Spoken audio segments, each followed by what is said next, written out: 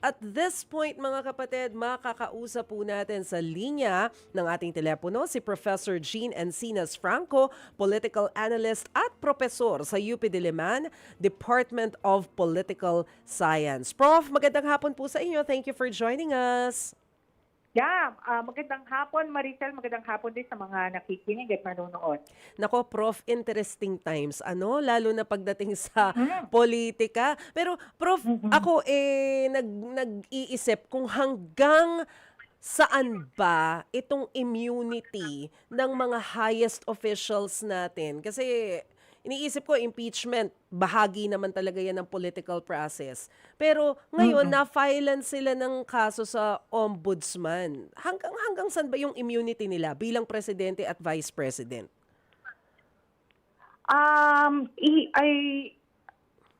I don't exactly know the exact details because I'm not a lawyer, pero Mm, mm. importante din kasi na no, na i-file ito ng mga civil society groups mainly because uh,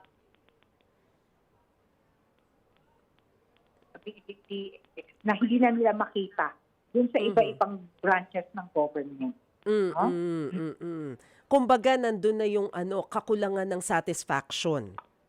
Exactly, exactly. Opo. Kaya no, sila na ang gumagawa nito. Mm. Pero paano po ba natin makikita yung difference between impeachment at saka po nung final na kaso dyan sa ombudsman? I understand kasi political process naman yung impeachment. And then yung ombudsman, criminal case. Tama po ba? Mm, mm, mm. Oo, oo. Pero dahil po mukhang pagsasabayin, ano po yung magiging implikasyon na 'to, in general? Well, yung impeachment kasi ang implikasyon nun matanggal sa public office, 'di ba? Based Mm, on what in our constitution, ano yung mga crimes na pwede mong ihain para sala ng impeachment sa no, sa presidente o sa vice president. Pero sa yung ombudsman, of course, ibang naman 'yon, ano? Ibang usapan naman 'yon doon na ah, ah, binibigyan ng ng reklamo or nagko-complain ang mga tao sa mga opisyal ng gobyerno, no? Matataas na mm. opisyal ng gobyerno. At kaso ito, sa korte ito, at rin ito, one way by which people parang pursue accountability. Magkaiba sila dahil nga um, it's impeachment is really a political no, hindi naman doon kumbaga yung magbobotohan Mm. para let's say nasa Senado na yung impeachment ay hindi naman na actually kulong yung no, pinaka parusa doon Parusa. kundi removal from public office. Right. Tapos yung mismong parusa, ombudsman na yung Mm, mm, magdedesisyon. mm, Oo nga naman. mm. Pero base po doon sa mga lumabas na reports na grounds nitong isinampa nilang kaso before the ombudsman, it seems na ang pinakang sentro nung kanilang complaint ay yun pa rin pong confidential funds. Bagamat Yeah, nabanggit oo. doon yung mga questions nung siya pa ay mayor at kahit nung siya ay DepEd secretary, yun Mm, pa rin mm, bumabalik mm. doon. Gaano po ito Yeah, oo. kaimportante? Well, importante 'yon dahil tingin ko yung mga nag-file niyan, nagdadalawang sugal sila kasi malay mo yung impeachment hindi ulit mag-prosper. At least sa ombudsman, merong no, merong pang isa. Kasi Mm. dahil nga doon sa karanasan doon sa ah, last year. So, Mm. seeking for answer pa rin, no? Do'n pa rin tayo Mm, nauuwi, mm. no? Dahil do'n sa kakulangan nga po ng satisfaction. But of course, dahil po kabilang si dating Senador Antonio Trillanes doon sa mga nanguna para mag-file nitong kasong ito, ano po ang tingin ninyo doon sa timing ng filing? Anong koneksyon nito do'n sa 2028 kung meron man? Si Senator Trillanes, wala naman siyang, hindi naman natin sa nakita noon pa na pro Duterte. No? So kung Mm, nagiging mm. consistent lang si Senator Trillanes, no? Mm, Sa kanyang mm. advokasya, sa kanyang paglaban against sa mga Duterte. So I am not really surprised that he's taking this on. Mm. Pero puwede po bang makaimpluwensiya kung ano man yung maging hindi ko alam kung ganong kabilis maglalabas ng desisyon o ng, development, progress yung Mm. investigation sa ombudsman. Pero puwede ba yung makaimpluwensiya kung sakali sa impeachment process and the other way around? Kasi magkaibang no, magkaibang institusyon ng Opo, eh. government. Mm. Magkaibang institution for exacting accountability. Pero kasi pwedeng upuan yung impeachment eh. Hmm, Di ba? mm. Pwedeng upuan yung impeachment, so pwedeng patagalin. Tapos lalo ngayon mas mahirap. Mas Mhm. mahirap, di ba? According to yung rules na bago ng Supreme Yes. Court, di ba? Mas Oo. mahirap. So, at least meron pa yung ombudsman. So, pareho silang tatakbo. Eh, alam naman natin yung medyo may kabagalan talaga ang no? Katulad yung sa flood control na, tagal-tagal, di ba? So, Mm. siguro, para lang all grounds are covered, no? Mm. Oh, pero siyempre kapagka ganito, paano ba dapat natin i-perceive ito as ordinary people because pareho yung highest leaders of the land natin pinapa-impeach o ipapa-impeach? Ah, all na all, maaring ang iniisip natin ang gulo, no? Ang gulo. Pero Yes. pwede din natin itong isipin doon sa ah, punto de vista na yung demokrasya natin ay gumugulong, Mhm. di ba? Gumugulong na mapagmasid at mapagbantay pa rin ang mga Pilipino doon sa mga katiwaliang iniisip nilang maaaring ginagawa ng dalawang highest officials of our land. So, Mm. pwedeng dapat ganun natin na lang isipin, ano? Pero paano po natin dapat basahin yung nagiging kilos ngayon ng Malacanang? Kasi natatandaan ko, during the first impeachment complaint na hinain against the Vice President, very clear yung initial statement ni PBBM na ayoko yan, nakakaabala yan, Oo. hindrance yan. Mm. Pero ngayon, hindi na ganun. Parang Totoo, medyo totoo. kumambyo. Paano po natin dapat o tingnan yun? Ah. Alam mo, Maricel, a lot has transpired already Oo. in the past year. And tingin ko I am, ayun, just to say, I'm no longer surprised na ang presidente ay nag-iba na ang ihip ng hangin. Mm. Marami ng salitang umabot na sa personal ang mga alitan nila, umabot na rin sa mga pamilya nila, no? Mm. Lumawak na. Yun, so ang tingin ko talagang kinailangan na rin at patuloy rin ang pagbaba ng approval rating ng Pangulo, no? So Mm. ang tingin ko kinakailangan niya na rin magpakita ng kakaibang take sa mga sitwasyon ng bansa para makita ng tao na meron siyang paninindigan doon sa mga yung mga causes na kanyang dapat i-take on, no? Oo, kasi like halimbawa, yung kay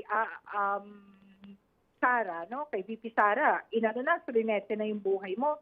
Tapos sasabihin mo pa rin na ayoko yan. Oo. Istorbo lang yung impeachment, 'di ba? So parang nag-a-appear siya bilang weak. No, weak leader. Alam mo, ayaw ng tao. Ang Pilipino yung weak na leader, no? Oo. Base Right. din ito sa mga survey, no? Base din ito ng mga survey. So, Mm. yeah. And nabanggit po natin yung approval ratings, Prof. Bakit despite all the issues na ibinabato kay VP Sara, nandyan nga po yung mga issues on piatos, confidential funds, ang daming bumabatikos, hindi naman siya masyado nag-explain about dun sa issues. Nagsasalita siya pero hindi nasasagot yung mga legit questions. Bakit mataas pa rin yung mga numero niya?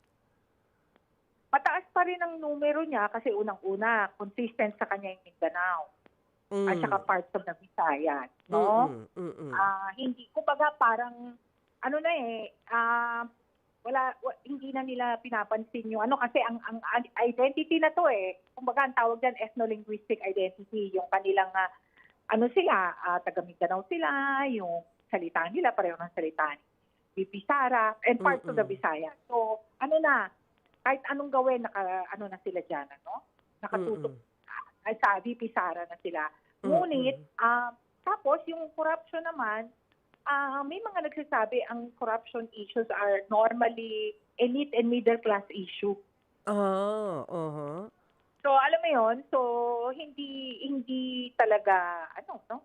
Hindi kumbaga kaya rin siguro hindi siya masyadong naapektuhan plus talagang naalala niyo nung umalis si Pangulong Duterte in office, ang lakas ng ano, ang taas ng approval rating niya. Yes, oo. Bakit nga, Nakamataas, no? So, Oo. na ano pa rin, nakukuha pa rin ito ni Sara. Oo nga. Namamana niya pa rin. Oh. So kumbaga naipasa niya. Pareho kasi sila ng surname Duterte. Oo. Tapos, ang mga problema naman din ng bansa, ang mga problema ng bansa, hindi naman din nakaangkla kay VP Nakaangkla sa presidente. Right, So, ang mga tao, tumaas lang ang presyo ng bilihin, yung mga kakulangan sa transportation, yung mga pang-araw-araw, madaling sisihin ng presidente kasi siya talaga yung taga-timon. Diba? Right. So, yun yung doon. Yung VP, medyo nasi-shield sa ganyan. Prof, eto na, puntahan na po natin yung impeachment laban kay PBBM. Kasi ngayon na-transmit na, kinonfirm na ng SecGen na na-transmit na sa House Speaker. Ano po ba yung mga dapat nating bantayan dito? Well, siguro dapat natin bantayan kung talaga makakakuha ng ma-impeach siya ng House of Representatives. Pero pero sinagot sa Pangulo, sabi niya na hindi naman siya, confident naman siya na hindi siya may impeach.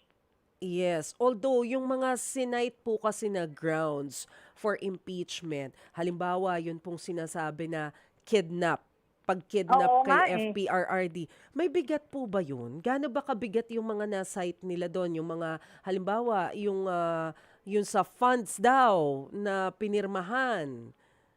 Oo. Yung kidnapping kasi, hindi naman totoo yun. Oo. So, yun pa lang, parang mahina na, no? I mean, lalo na kung, kasi hindi naman totoo yung kinidnap. Diba? So, hindi natin alam kung paano siya i-appreciate ng House of Representatives. No? Okay. So, kung ito po, syempre, kailangan nilang i-process ito at diretso nila doon sa Committee on Justice. But I wonder, of course, numbers game po ito. Numbers game.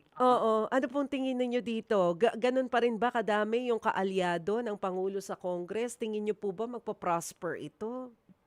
Alam mo, pagka, of course, nag-prosper to, talagang wala na, lame duck na talaga si Presidente. No?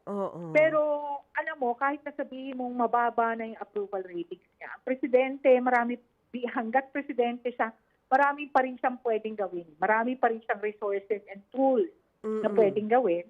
And ito rin ang isinasaalang-alang ng mga members of the House of Representatives, whether kaalyado niya o hindi kaalyado. Pero meron din pong mga bumabatikos na lutong Macau lang daw ito. Sarili niyang kapatid sinasabi na parang daw to, drama series na tatagal ng 1 taon. Si Congressman Pulong, ang sinasabi niya, scripted distraction. Ano pong tingin niyo dito? Yeah, oo. Tingin ko, siyempre, dahil ang sinasabi nila, tila malapit yung abogadong nag-file malapit kay, di ba? Malapit kay First Lady. Tama ba? Yes, opo. So, hindi mo naman in saying these things, no? So, although dinideny ng Malacanang yun, Prof, Oo nga dinideny nga ng Malacanang. the mere fact that people are, and politicians, sa statement, Ay, Prof? Prof? hello, hello, hello. Ayan. Prof, pakiulit lang po. Medyo nag-choppy lang po yung yung Oo. ating linya. Kasi natin alam talaga ano yung pinaka, Naku, nawawala si Prof. Baka pwede nating tawagan ulit si Prof para maayos natin yung linya kasi sayang naman yung kanyang mga paliwanag. Ha? Para maintindihan natin. Kasi importante dahil yung pinapa-impeach ay dalawang highest officials of the land. Abay, paano na mangyayari sa atin doon? Oo. Ay, Prof? hello. Ayan. Prof, you were saying po, mas malinaw na po ang Yeah, inyong linya. Opo. Yung parang Ayun, nawala na naman. Oh, hello. Prof? Ay, nako. O sige, ayusin natin muna yung linya ni Prof para maintindihan natin yung sinasabi niya. Kasi gusto rin nating maunawaan, tama ba yung sinasabi din ng Malacanang na kahit na anong klase ng impeachment laban sa Pangulo, negative ang magiging impression nito sa hindi lang sa Pangulo kundi sa ekonomiya daw ng bansa kasi it means na may mga taong hindi satisfied sa kanyang mga ginagawa. Kaso ang accusation ng iba, baka naman kasi ano lang to, kumbaga inuunahan ng hindi substantial na impeachment case yung pagsasampa para kumbaga sakop na nung 1-year bar rule. 'Di ba may mga ganyang mga allegations kasi. So eto sana yung gusto natin na maunawaan kung paano ba yung magiging implikasyon nito, ha? Kasi kung titingnan natin yung ibang mga lawmakers, kagaya parang ang tingin nila wala, hindi ito magpa-prosper dyan sa Congress. Iba-iba na rin kasi yung mga opinion na lumalabas no? Andyan na ba? Naayos na ba natin yung ating linya? Prof!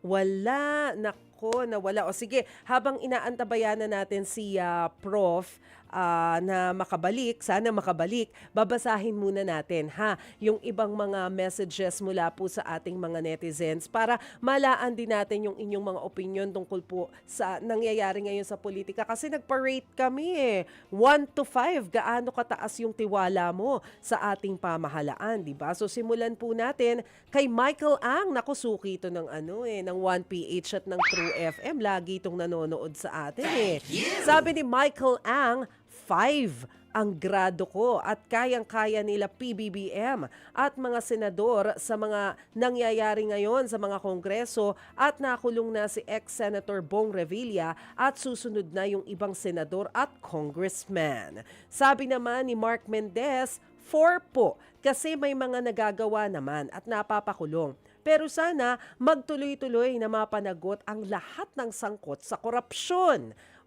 Sabi naman ni Laila Santos, 3. 3 daw ang kanyang grado. Siguro ang grade ko kasi wala naman akong pinapanigan. Pero gusto ko ng maayos na gobyerno sana. Mapakulong talaga ang mga magnanakaw sa pera ng bayan. Ay, lahat naman tayo. Yun talaga yung gusto, di ba? At saka maibalik sa atin kung ano yung mga ninakaw. Kasi ilan pa lang naman yung naibabalik, di ba?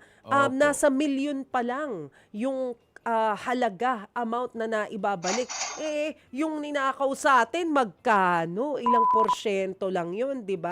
At saka yung investigation natin, ilang lugar pa lang yun. Hindi pa natin nagagawa talaga yung paghimay-himay ng investigation nationwide. Ilang punto lang yun kaya yun yung gusto nating malaan. Eto naman, sabi ni Gerard Cruz. Para kay Gerard, 2 ang kanyang grado. Kasi pasang-awa. 2 bagsak yun. Pasang-awa 2.5. Charot. 2, pasang-awa daw. May mga nagagawa ngang maganda pero mas marami ang issue at korupsyon. Paano magtitiwala sa ganyang gobyerno? At eto, kay Christiana, ang sabi niya, ang grado ko sa kanila kasi numero uno sa korupsyon ang mga namumuno ngayon. Pang Guinness record ang most corrupt budget in the history. Sobra takaw nila sa pera. Ay, nako naman. Ay, ayan na. Nagbabalik na si Prof. Franco. Ma'am, magandang hapon Ay, po ulit. Ayan, balik. magandang hapon. Oo. Naputol po, pasensya na ha. Nag-Shopee po kasi yung Sure, linya. sure. Hindi po namin masyadong naunawaan yung sinasabi ninyo kanina. Balikan ko lang po yung question natin na ano po yung tingin ninyo dito sa mga accusations na Lutong Macau, drama series, ano ba to, scripted distraction, etong ginagawa nilang impeachment laban kay PBBM. May basihan ba yon? Ganun ba dapat nating pagtingin doon? Well, ang sa akin kasi, kung may basihan man o wala, ang pwedeng itanong, bakit may ganitong pananaw? Aha. Mm-mm. Bakit may ganitong pananaw dun sa impeachment complaint na final against the president? So, parang no? Parang hindi rin maganda na may ganitong pananaw. Mm-mm. Kasi ibig sabihin, may dito pala sa bansa natin, pwedeng ang impeachment laro-laro lang, di ba? Mm. Kumbaga, Kumbaga, nalulusutan. parang binabastardize mo yung impeachment as a tool Okay. for holding our president, vice, or sino man ang mataas na opisyal na pwedeng ma-impeach accountable. Mm. So, ano po Hindi yun yung maganda. ano po yung mas malaking picture dito? Paano 'to makakaapekto hindi dun sa mga personalidad kundi sa atin na mga ordinary Filipinos at saka sa bansa natin? Kung nagkakaroon ng Kapag ganong ganito, impression. parang may ganong impression, parang nalulusaw yung paniniwala ng mga tao dun sa impeachment. Mm. Di ba? Kasi parang, pwede palang biru-biru yan. Pwede palang mag-file lang kahit sino. Di ba? Oo. Kumbaga, Ikaw nga gusto mong ma-impeach. Kung si Presidente gusto niya nang ma-impeach si VP Sara, halimbawa, sinusuportahan na niya, di nawi-weaken niya rin yung mga, yung magpa-file yung impeachment laban kay Sara. Di ba? Kasi pwede palang lokohin di ba? Pero hindi ko sinasabing loko lang yun. Pero Opo. bakit may ganong impression? Yun yung nakakabahala. Valid question naman nga yun, ano? Pero ang lumalabas po kasi ngayon, kanya-kanya silang naratibo. Kaya nakakalito no? Kapag tayo lang yung listeners na magkakaiba ng narratives tong mga to. Pero sa bahagi po ng Malacanang, yung paraan nila ng communication at pagtugon dito sa issue na to, akma ba? Tama ba?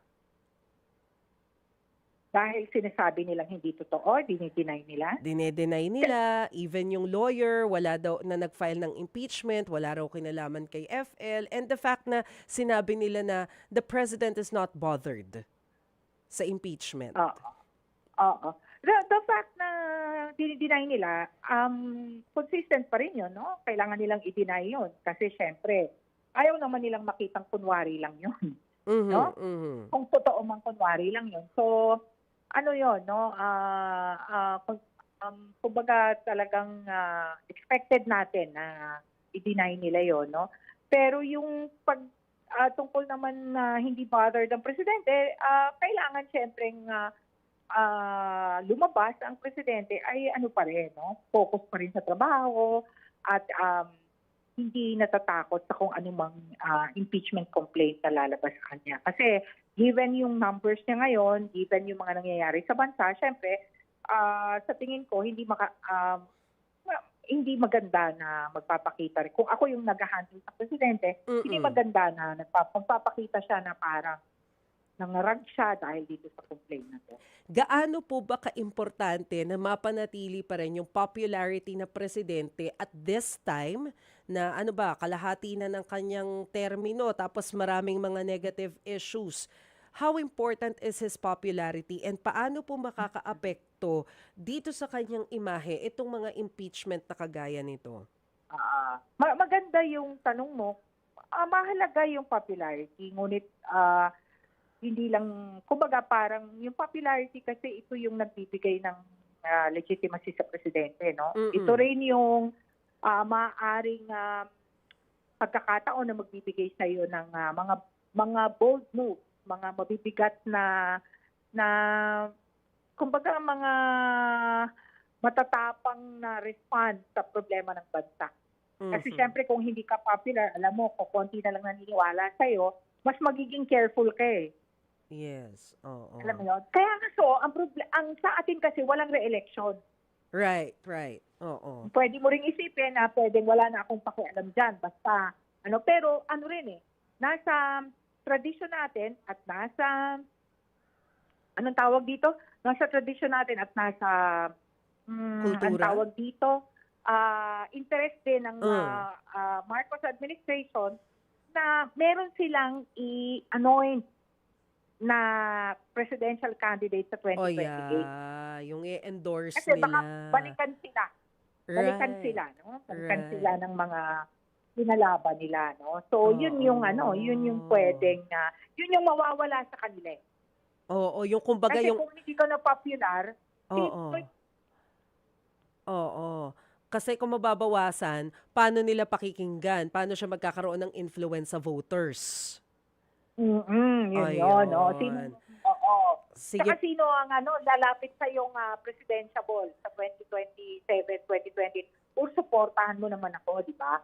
Kung humihina yung endorsement power mo. Oo. So Yun parang yung- ang yun lahat yung ng downside ito, doon. Prof, ang lahat ng ito may kinalaman na sa posibleng mangyari sa 2028. Yes, of course. Oo. Nako. Sige po. Ano to, parang mahaba-haba pang mga pangyayari yung kailangan nating bantayan, especially sa larangan ng politika. Prof, maraming salamat po for joining us this afternoon. At Maricel, maraming salamat din sa mga nakikinig at nanonood. Thank you. Salamat po. Mga kapatid, Cheryl Cosim po. Dito na tayo sa totoo. Dito tayo sa True FM. Mag-subscribe and follow po sa ating social media accounts. Hanapin lamang po ang True Network PH. Siyempre, kompleto yan.